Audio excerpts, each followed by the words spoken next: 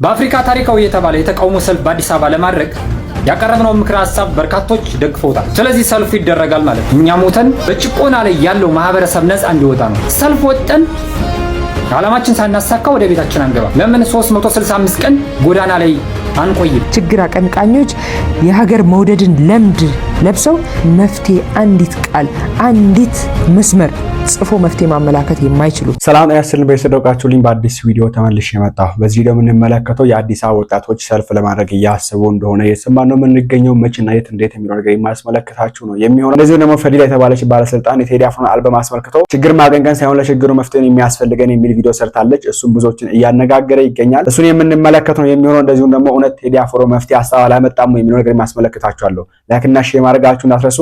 ሰብስክራይብ ለምንድን ነው የማታደርጉት?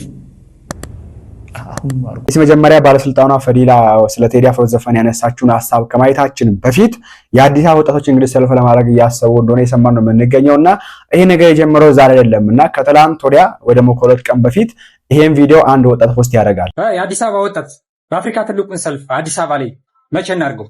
እኛ በኮብልስቶን እነሱ በክላሽ እንግጠማቸው። እኔ ከፊት እመራቸዋለሁ። እኔ ከሞት በኋላ በጥይት ተመትቼ እኔ ከሞት በኋላ እናንተ ጥላችሁ ትበተናላችሁ። ይህ ቪዲዮ 10,000 ላይክ እና ከዛ በላይ ካገኘ ቀኑን ቆርጠን እንነግራችኋለን። የአዲስ አበባ ወንዶች፣ አዲስ አበባ ያላችሁ በአጠቃላይ ቀሚስ ለባሽ ካልሆናችሁ በዚህ ሐሳብ ትስማማላችሁ።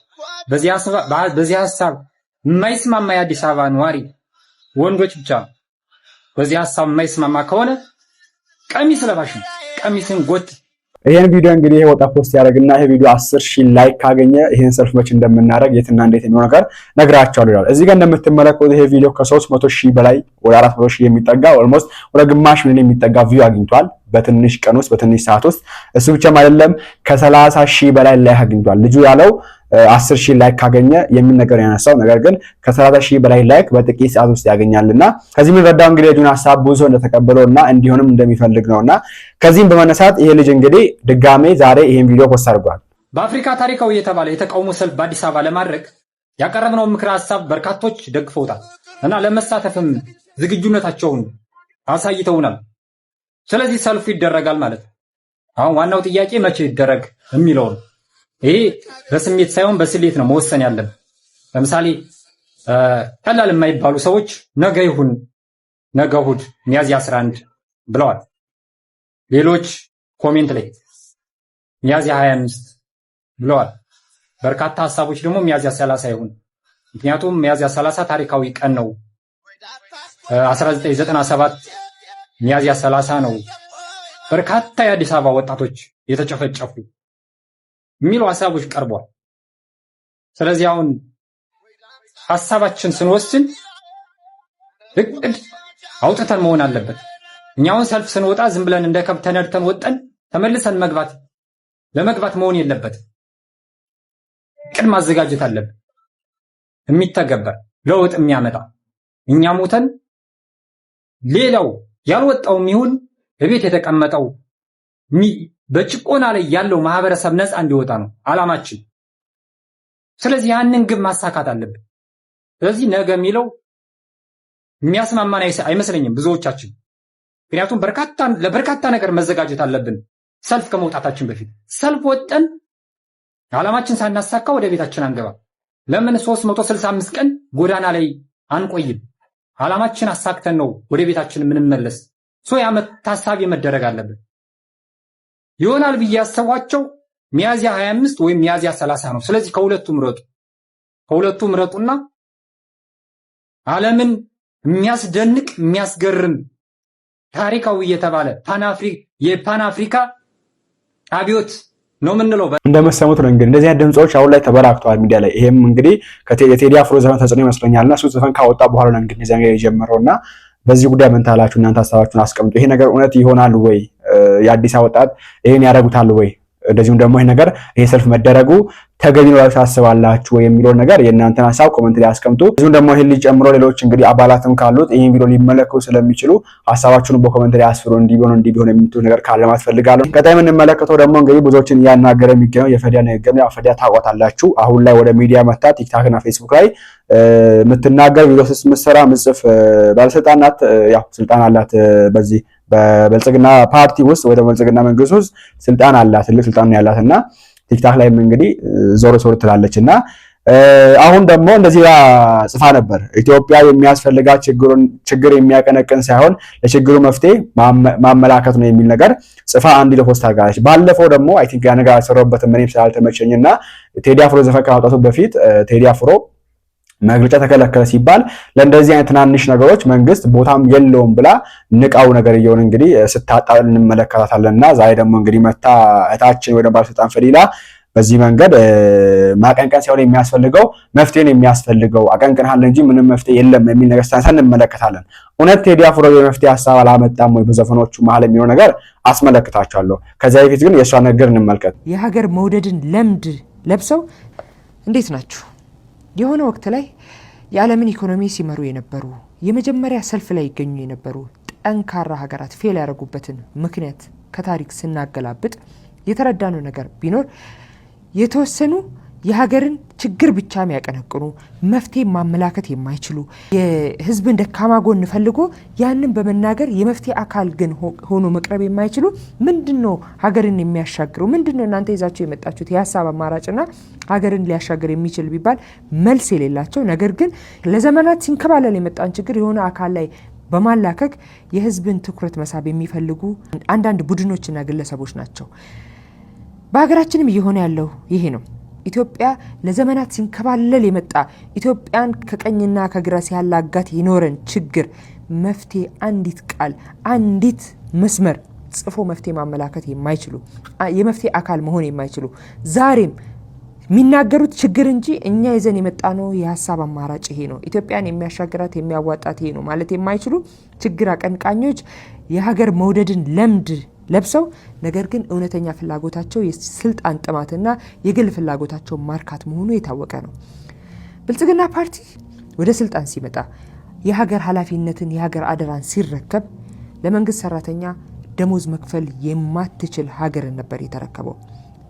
በእዳ ተዘፍቃ ኢኮኖሚዋ መንቀሳቀስ የማይችል ሀገር ነበር የተረከበው። ነገር ግን በ7 ዓመት ብቻ ተአምር ማለት በሚቻል ደረጃ ላይ በሰራው የኢኮኖሚ ሪፎርም ሀገራችን ዛሬ ከአፍሪካ ቀዳሚ ኢኮኖሚ መሆን የቻለችበት ሁኔታ ነው ያለው። ሀገራችን ከደሞዝ ጥያቄ ወጥታ ትልልቅ ሜጋ ፕሮጀክትን በቢሊዮን ዶላሮች መስራት የቻለችን ሀገር አስመርቃ ወደ ስራ አስገብታ የአፍሪካ የብልጽግና ተምሳሌት መሆን የቻለችን ሀገር መፍጠር የቻለ ፓርቲ ነው። ስለዚህ ችግር አቀንቃኝነት ችግር ስላወራችሁ ብቻ መፍትሄ ካላችሁ ማለት አይደለም። ሐሳብ ካላችሁ የሀገሪቷም ችግር ይፈታል ብላችሁ የምታቀርቡት በመስመር በጽሁፍ ማቅረብ የምትችሉት ነገር ካለ አምጡ። በሐሳብ አማራጭ መወዳደር ይቻላል። ነገር ግን ችግር በማቀንቀን በተለይ ደግሞ ህዝብ የማያውቅ እየመሰላችሁ ለዘመናት ኢትዮጵያን ሲፈትን የኖረ ለዘመናት ኢትዮጵያን ከነበረችበት ከፍታ ጥሏት ችግር ውስጥ እንድትዳክር ያደረጋትን ችግር አሁን የሆነ አካል ላይ ማላከክ እንግዲህ ያስተዛዝባል የሚለውን ህዝብ ያውቃል የሚለውን ማለት ፈልጌ ነው። አመሰግናለሁ። እንደዚህ አይነት ነገር እንግዲህ ተናግራለችና ያው እዚህ ጋር ችግር የምታቀነቅኑ ችግር የምታዜሙ መፍትሄ ሐሳብ አምጡ ስትል እንመለከታታለን። ያው ይሄን ነገር ስለምን እንደምትናገር ግልጽ ነው። ግዴታ ቴዲ አፍሮ ስለሱ ነው የምናገረው ብላ መጥቀስ አይጠበቅባትም። አበሻዎችን ኢትዮጵያውያንን ይሄን መረዳት ይከብዳል ብዬ አላስብምና እኔ እንግዲህ በዛው ሲጀዋለሁ እናንተ ያገምቶስ አላቅም። ያው መፍትሄ ሐሳብ የለም አልጠቀሰም። አንድ መስመር ጽሁፍ ነው የምትለው እንግዲህ አንድ መስመር ስንኝ ወይ አንድ መስመር ጽሁፍ አንድ መስመር ስንኝ መፍትሄ ሐሳብ የለም የሚለው ታነሳለችና እኔ ደግሞ እስቲ የመፍትሄ ሐሳብ አልጠቀሰም ወይ ከሚለው ነገር እነሳና ሁለት ቪዲዮ አስመለክታችኋለሁ። የመጀመሪያ ይሄን ተመልከቱ። ብሎ ችግሮቻችንን ብቻ ሳይሆን ሶሉሽንም ነው ይዞ የመጣው። So that's what makes him different. So basically ቴዲ ያደረገው ምንድነው የአእምሮ ሕክምና ነው የሰራው. So we thank him for that. ስድስተኛው track it really speaks to me differently. በቅኔ ሲምቦሊዝም የሚባል ነገር አለ. So ምንድነው ያደረገው ጽዮን ሙሽራዬ ብሎ ነው የሰየመው ዜማውን. So ጽዮን ሙሽራዬ ሲል ማናት ጽዮን ነው? ኦኬ ትገምታላችሁ ሁላችሁ። ሎጎን ተመልከቱት። ኢቶሪካ ብሎ አክሱም ምን አለ? ጽዮን ቤተክርስቲያን አለ። እሺ ጽዮን ቤተክርስቲያን ምን አለ? ሙሴ የተረከበው ታቦቱ አለ፣ የእግዚአብሔር ቃል አለ። ጽዮን ሙሽራዬ ሲል ምን ማለት ነው? ምን እያደረገ ነው? ሙሽራ ምንድነው? ሙሽራ ለምንድነው ሰው የሚሞሸረው ከአንድ ቻፕተር ወደ ሌላ ቻፕተር ሊገባ? ትዳር በቤተክርስቲያን አንድነትን ነው የሚያሳየው። ሁለት ሆናችሁ አንድ የምትሆኑበት ማለት ነው። እኛ ብዙ ሆነን 80 ምናምን ብሔር ሆነን አንድ እንዲሆን ጽዮን ሲምቦላይዝ የምታደርገው ኢትዮጵያን ነው። እዚህ ጋር ሁለት ስራ ነው እየሰራ ያለው። አንደኛው የኢትዮጵያን ታላቅነት እያስታወሰ ነው። ሌላኛው ደግሞ እኛ ምን ማድረግ አለብን? መሞሸር አለብን። መሞሸር ማለት መስራት፣ ማሳደግ፣ መለወጥ አለብን ሀገራችንን እያለ ነው። ምክንያቱም ይሄ ብራይዳል ፕሬፕ ወይንም ደግሞ አዶርንመንት የሚባለው ይሄ መሞሸር፣ ሰርግ ምናምን ስናዘጋጅ ምን እያደረግን? መኳል፣ ማስተካከል አይደለ? በነገራችን ላይ እንደ ፈረንጆች አቆጣጠር በ1992 ግራሃም ሃንኮክ የተባለ አንድ ሪሰርቸር አለ፣ አርኪኦሎጂስት። ይሄ ሰው ዘ ሳይን ኤንድ ዘ ሲል ብሎ አንድ መጽሐፍ ጽፎ ነበረ። ታቦተ ጽዮንን ፍለጋ ብለው ነው የተተረጎመው። የእሱ የሪሰርች ፋይንዲንግ መጨረሻ ላይ ምን ነበረ? ይሄ ታቦት የሚገኘው ኢትዮጵያ ውስጥ እንደሆነ ተናግሮ ነበረ። ተሳልቀውበት ነበር። በሰዓቱ የተጠቀምከው ሜቶዶች የተሳሳቱ ናቸው። ስለዚህ ይዘህ የመጣው ፋይንዲንግ ይሄ ታቦት ኢትዮጵያ ውስጥ ይገኛል ማለት ስህተት ነው ብለውት ነበረ። ውዝግቡን እንተወው። አሁን ዋናው መገኘቱ ነው፣ ኢትዮጵያ ውስጥ መኖሩ ነው። ግራሃም ሃንኮክ ፒርስ ሞርጋን ላይ ቀርቦ በዚህ ዙሪያ አውርቶ ነበረ። በ2025 ዩኤስ ሆምላንድ ሴኩሪቲ ኢትዮጵያ ውስጥ ይህ ታቦት እንደሚገኝ አረጋግጫለሁ ብሎ ተናገረ። ያው እዚህ ጋር እንደምታዩት ማለት ነው። ስለዚህ ኢትዮጵያ ትልቅ ሀገር እንደሆነች፣ በእግዚአብሔር የተመረጠች ሀገር እንደሆነች ማውራት ማውሳት እንደማይፈልጉ ነው የሚያሳየው። ነገር ግን ቴዲ ያደረገው ምንድን ነው? ይህንን ሀቅ በትክክል እንድንገነዘብ እንድናውቅ ነው ያደረገው። ወደታች ሄዶ ቴዲ ኮል ቱ አክሽን ሜሴጅ ይዞ ይመጣል። ምንድን ነው የሚለው? የት ወለም ዘለም ትላለ፣ የት ወለም ዘለም ትያለሽ፣ ዳግማዊት ሔዋንን ስንድር እያየሽ ወይንም እያየህ ይላል። ዳግማዊት ሔዋን ማናት? እመቤታችን። ኢትዮጵያን በማን የመሰለው ማለት ነው? በእመቤታችን በቅድስት ድንግል ማርያም ማለት ነው። ወለም ዘለም አትበል፣ ወዲያ ወዲያ አትበል፣ ናና ኢትዮጵያን ሞሽራት፣ ተባበር፣ ዩኒቲ ይኑራችሁ። እንደዚህ አይነት ሀገር ይዘን ወለም ዘለም የምንልበት ምክንያት የለም። እንደሰማዎች ነው እንግዲህ ያው ከዚህ የተናገርኩት እኔ የቴዲ አፍሮን ዘፈን ቅኔም ስለሆነ ከላይ አንደኛ ላይ ፖስት ያደረገው ዘፈን ከሁለተኛ ዘፈን ጋራ ሁለተኛ ላይ ያደረገው ነገር መጨረሻው ጋራ የሚገናኝ የሚናበብ ስለሆነ ሜቢ ብዙ ሰው ላይረዳው ይችላል። በታችንም እንግዲህ ከዛ አንፃር ሜቢ አንድ ዘፈን ላይ ፈልጋታ ሁለት ዘፈን ላይ ፈልጋታ ሊሆን ይችላል ብዬ አስባለሁ። መፍትሄ ሀሳብ የለም እኮ የሚል ነገር የተነሳ የሚገኘውና ወንድማችን እንግዲህ ነገሮችን አገናኝተው አንደኛ ላይ እንደዚህ ያለ፣ ዳስጣ ላይ እንደዚህ ያለ፣ በእንባ ያዞንባ ላይ እንደዚህ ያለ፣ በጽዮን ሙሽራ ላይ እንደዚህ ያለ፣ በጀንበር ላይ እንደዚህ ያለ፣ እንታይ ደግሞ እንደዚህ ያለ እያለ ሲናገር ትመለከታላችሁና ቴዲ አፍሮ በተለይ ጉራጌ የሚለውን ሰምተ ግጥም አንባችሁት ከሆነ አንድ እንሁን ለዚህ ደግሞ ኢትዮሪካ የሚለው በራሱ ኢትዮጵያን አፍሪካ የሚለውን የሚያጣመር ቃል ነው ተባለ። ኢትዮሪካ የሚለው እሱን ማይታቸው ከሆነ አይደለም አንድ ብኖ አይደለም ለኢትዮጵያ ለአፍሪካ ራሱ እንተርፋልና አንድ እንሁን ብሎ ነው እንግዲህ ሐሳብ የቀረ የሚገኘውና ከዚህ በላይ መፍትሄ ሐሳብ አለ ወይ? አንድ እንሁን ከማለት ውጪ የመፍትሄ ሐሳብ አለ ወይ? ምን ነገር ማሳብ ፈልጋለሁ። እንደዚህ ደግሞ ቴዲ አፍሮ ሀገር ሞታለች ብሎ ተናግሮ ነበር። ይሄን ነገር ተናሰምቻለሁ፣ ተናሰርተንበታል። ድጋሚ ማለት ካስፈለገ ደግሞ እንመለከተዋለን። ሀገር ሞታለች፣ ሀገር የሞተበት ያለቅሳል ሲል እንግዲህ ሀገር መሞቷን ተስፋ እንደቆረጠ ያመለክታል። እንደዚሁም ደግሞ መጨረሻ ላይ ደግሞ ተስፋ እንዳልቆረጠ የሚናገርበት ቦታ አለ። ቅድም ወንድማችን ሲናገር የሰማችሁት የት ወለም ምናምን ትላለህ ብሎ እንዳስቀመጠው፣ ሌላም ደግሞ ዳስጣን ላይ ሀገር ሞታለች ካለ በኋላ መልሶ አይ ትንሳኤም አለኩ ብሎ የሚያስቀምጠው ነገር አለና እስቲ እታችንን ስሟት። የቴዲን አልበም ሰማሁትኝ እና ስለ ተስፋ ላወጋችሁ ነው የመጣሁትኝ። ምን አንጠልጥሎ ተስፋ ጋር አስወሰዳት ልትሉ ትችላላችሁ። ግን እኔ ተስፋ የሚለው ነገር እንደ ሀሳብ በጣም ከሚስቡኝ ፋሲኔት ከሚያደርጉኝ ነገሮች ውስጥ አንዱ ነውና ከዚህ በፊትም ብየዋለሁ። ሎሬት ጸጋዬ ገብረመድህን ተስፋ ከመቁረጥ የተስፋ ገመድ ላይ መንጠልጠል ይሻላል ብለዋል እና ተስፋ ኖሮን በዛ ተስፋ ጸንቶ መኖር በጣም ፈታኝ ነገር ነው፣ ከባድ ነገር ነው። ነገር ግን ደግሞ ያለ ተስፋ ቆርጦ መኖር ደግሞ ያዳግታል። እንዲያው መኖር ይቻላል ሁሉ ብዬ አላስብም። ተስፋ ተቆርጦ እንዴት ይኖራል የሚለው ጥያቄ በጣም አንዳንድ ጊዜ ያሳስበኛል። ይሄ ፍልስፍናው ጋር አንሄድም፣ ግን የቴዲ ዘፈኖች ላይ ከማያቸው ነገሮች ውስጥ ፍቅርና ተስፋ ዋነኞቹ ናቸው ይባላል አይደለ? በተለምዶ የሰው ልጅ ለህይወት ከሚያስፈልጉት ነገሮች ውስጥ ሶስቱ ፍቅር፣ ተስፋና እምነት፣ ከሶስቱ ይልቅ ደግሞ ፍቅር ይበልጣል ይባላል። መጽሐፍ ቅዱስ ላይም እንደዛ ተብሎ ተጽፏል ካልተሳሳትኩኝ።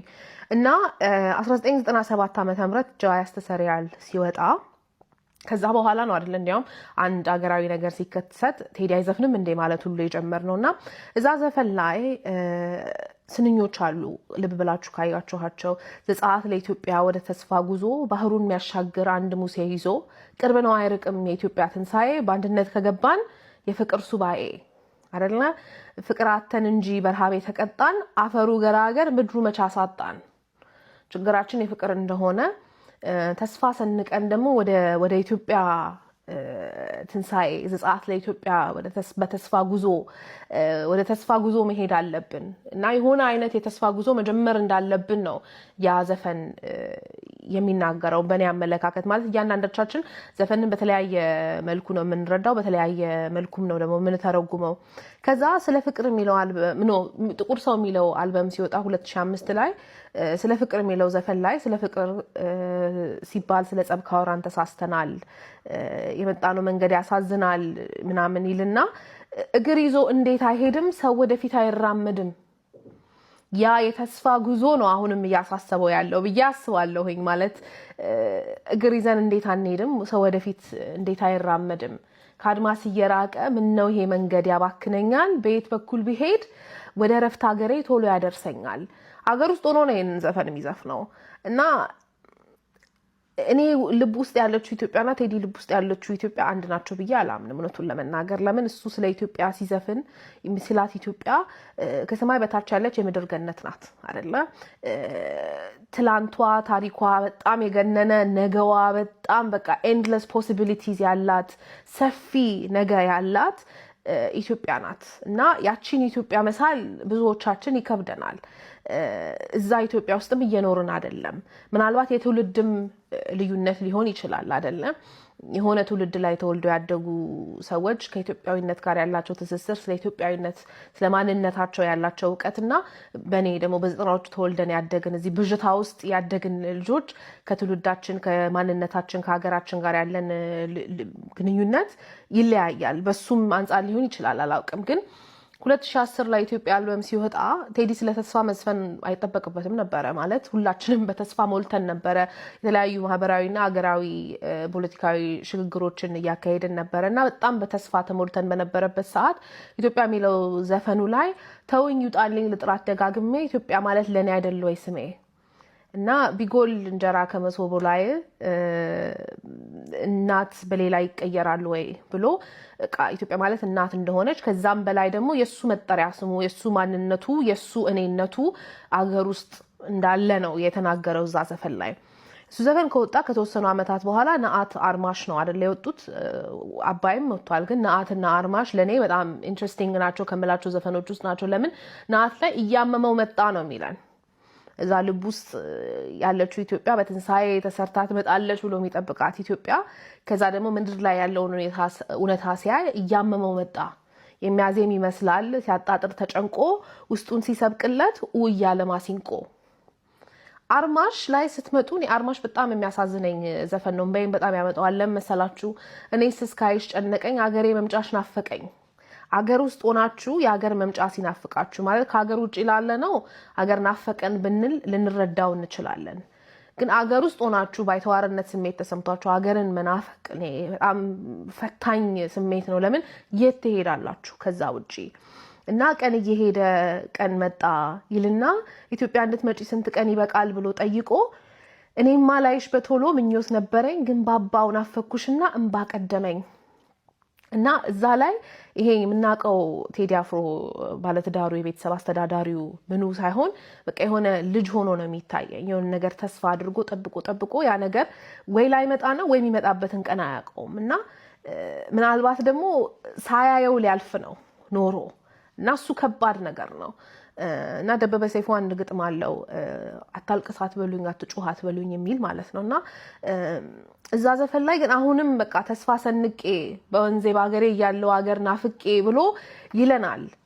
ከዛ ደግሞ ኢትዮጵያን በመስከረም አይደለ ኢትዮጵያ ካልመጣች አመት አውደ አመቱ በቃ ልጆች ችቦ ይዘው ሲሉ ምን ሲሉ አይደምቅም። እና ብቅ በኢትዮጵያ ሁኝና መስከረም ይላል። እኛ እስከ መንገድ ላይ ጠፍተን መቻወቅ ነው ብንሄድ አንደርስም ገና ነው። እና ያ ጉዞ አሁንም እንደቀጠለ ነው። ከዛ ያንን ጉዞ ይዛችሁ ነው እዚህኛው አልበም ላይ የምትመጡት። ዳስጣል ብሎ ሲጀምር እኔ ገና ሩስን ሳየው ከዚህ ዘፈን እንደምጀምር እርግጠኛ ነበርኩ። ደግነቱ የመጀመሪያው ዘፈን ነበርና ዳስ ጥሎ ሀዘን ላይ ተቀምጧል። አገርን የምታክል ነገር ሞታበት ሀዘን ላይ ተቀመጠ። በጣም ከባድ ነገር ነው አጀማመሩ ራሱ አይደለ? ለውስጥ ሀዘን ለቅሶ ነው የሚለው ማለት አገር ከሞተባችሁ መጀመሪያ እናንተ ናችሁ የምታለቅሱት። ከዛ ግን ደግሞ ለቅሶ መደራረስ ራሱ ባህላችን ነው እና አገር ስትሞት እነዚህ አስተሳስረው አዛምደው የሚያኖሩን ትንንሽዬ ሴቶቻችን አብረው ነው የሚሞቱት። ስለዚህ ለቅሶ አለ ተብሎ በይፋ ቢታወጅ ራሱ ለቅሶ የሚደርስ አይኖርም። ለምን? ለቅሶ መድረስ እሴታችን ነው እና እዛ ለቅሶ ላይ ያለ ሰው ነው እና እሱን ዘፈን ስሰማ በቃ እውነትም ተስፋው ተፈተነ ይበልጣልኩኝ። ለምን እንዴት ሰው ተስፋ አይቆርጥም ብዬ አስባለሁኝ። እኔ ተስፋ እንዲቆርጥ ፈልጌ አይደለም፣ ግን ይሄን ሁሉ አመት ያንን ተስፋ ይዞ መጓዝ በጣም ትልቅነት ነው እና ከሚገርመኝ የቴዲ አፍሮ ዘፈኖቹ ላይ ከማገኛቸው ሀሳቦች ውስጥ አንዱ ይሄ በቃ ተስፋ ለመቁረጡ ነውና አገር የሞተበት የት ያለቅሳል ሄዶ እዛ ጋር አገር ላይ ሆኖ አገር ሲናፍቅ የነበረው ዛሬ ደግሞ አገር ሞቶበት የት ሄዶ ያልቅስ አይደለ? ግን ሊቀብራት ፈቃደኛ አይደለም። ያቆምኳት ሰንደቅ ተፈትኜ በሳት እንዴት አቀርቅሬ ባንዲራዬን ላንሳት። በጣም ከባድ ነገር ነው እና እዛ ላይ የሆነ አይነት እኔ አማርኛ ቃሉን አላውቀውም፣ ግን there's a reckoning አይደለ? በቃ ከራሱ ጋር ይጣላል፣ ይፈተናል፣ ተስፋውን ይቆርጥና ድጋሚ ዛ ተስፋ መቁረጥ ውስጥ ተስፋን ያገኛል። እኔ ያ ዘፈን እንደዛ ነው የታየኝ። ለምን ሁለት ዘፈን ነው ራሱ ዳስጣል ብሎ ጀምሮ አንሳው ብሎ ነው የሚያልቀው አይደለ? መሀል ላይ በቃ ባንዲራ ብትረገጥ ኢትዮጵያዊነት ቢገፋ አገርን ለማቆም እስከዛሬ ድረስ ዋጋ የከፈሉ ሰዎች ዛሬ ነው እውነትም የሚሞቱት። ለምን? ሰው ሲሞት በሰራው ስራ ከመቃብር በላይ እየተወደሰ እየታወሰ ይኖራል እና አገር ከሞተች እውነትም እነዚህ ሰዎች በቃ ዳግም ይሞታሉ አይነት ነገር ነው እና ከባድ ነው። በስንት ሳክሪፋይስ በስንት መስዋዕትነት እዚህ እንደደረሰች ያስታውሳል። የሆነ እንጉርጉሮ ሙሾ የሚመስል ነገር መሀል ላይ አለ። ከዛ በኋላ ባንዲራዬን ላንሳ እኮ አይደለም የሚለው አይደለ? ማንነቱን አውቋል፣ ታሪኩን አውቋል አይደለ?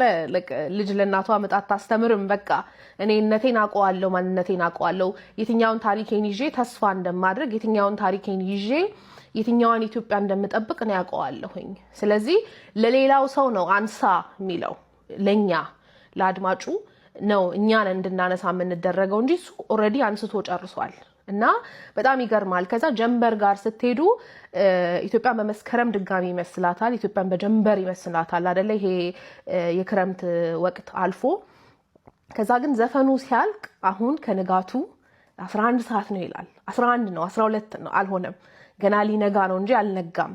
እና ልክ እሱን ስትሰሙ ተስፋ አለ ትሉና ዳግማችሁ የት ትሄዳላችሁ መሰላችሁ?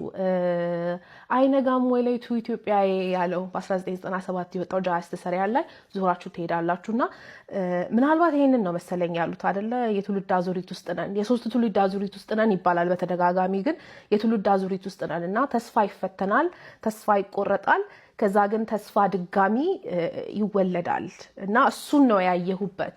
ይሄን እንግዲህ ከዚህ በላይ መፍትሄ ሐሳብ አለ ወይ? ሀገሪቷ መጀመሪያ ሞት አለች አለ። ከዛ በኋላ መጨረሻ ላይ ደግሞ ንጋት እንደ ትንሳኤ እንዳላት እየበረላት እንደሆነ ከዛ ደግሞ ሊበረላትም እንደሆነ ወይ ደግሞ 11 ሰዓት ነው አሁን ከንጋቱ 11 ሰዓት ነው ብሎ እሱም ሊመጣ እንደሚችል ተስፋ እንዳንቆርጥ ያሳየ ዘፈን ነው እንግዲህ የተባለ የሚገኘውና በአንድ በኩል ደግሞ አይ መፍትሄ ሐሳብ የለም ዝም ብላችሁ ያቀነቀናችሁ የህዝቡን ችግር እንዲሁም ህዝቡን ለማዝረፍ መጣችሁ ነው ምናምን እያለው የሚገኝ አካላትም አሉና ያው እኔ ቀደም እንዳልኳችሁ በቀድሞ ቪዲዮ ላይ ደግሞ በፊት ፖስት ባረኩት ቪዲዮ ላይ የቴዲ አፍሮን ዘፈን ከፈለክ በኔጌቲቭ ተረዳው፣ ከፈለክ በፖዚቲቭ ተረዳው በሁለቱም ይሆንልሃል። ኔጌቲቭ ማድረግ ከፈለክ ይሆንልሃል፣ በግልጽ ነው ኔጌቲቭ ይሆንልሃል።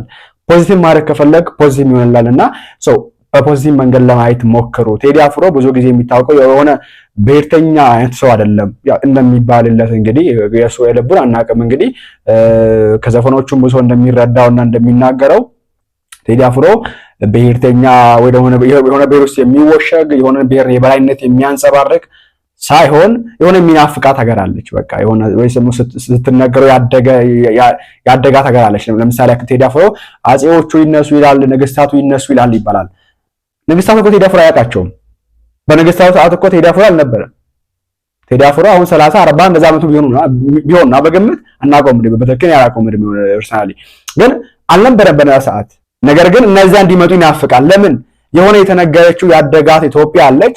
ያቺን ኢትዮጵያ ሁላ ያት አይደለምና እነዛ አካላት ናቸው ያቺን ኢትዮጵያ ሊሰጡኝ የሚችሉ ብሎ ስለሚያስብ ይመስለኛል እነዚህ ነገር ያስባልና ምን ለማለት ፈልጌ ነው ቴዲ አፍሮ የሚናፍቃት በልቡ ያለች አንድ ኢትዮጵያ አለች። እሷም ሁሉም አንድ የሚሆንባት ከራሷም አልፋ ለአፍሪካ ምትተርፍ ከዛም አልፋ ለዓለም ልትሆን የምትችል ሀገር እንዳለች ነው እንግዲህ ቴዲ አፍሮ ብዙ ጊዜ በዘፈኖቹ ሲያንጸባርቅ ብዙ ሰው የሚመለከተው ደግሞ የምንመለከተው የምንሰማም እንደዛ ነውና ከዚህ በላይ መፍትሄ አለው አንድ እንሁን አይደለም ለኛ ለአፍሪካም እኮ እንተርፋለን ብሎ መፍትሄ ያቀረበ ሰው አንደትን የሰበከላለ ሰው እንዴት ነው መፍትሄ አላመጣህም ያቀነቀርከው ችግር ነው ልትሉ የቻላችሁት የሚል ነገር ለእታችን ፈዲላ እንዲሁም ማንሳት ፈልጋለሁ። እናንተ በዚህ ጉዳይ ሀሳባችሁን አስቀምጡ። ኤኒዌይስ ቪዲዮአችን ይመስላል። በዚህ ጉዳይ እንግዲህ አዲስ ነገር ካላችሁ ቅርብ ነው የሚሆነው ላይክ እና ሼር አድርጋችሁ ሀሳባችሁን ኮሜንት ላይ ማስቀመጣችሁ እንዳትረሱ።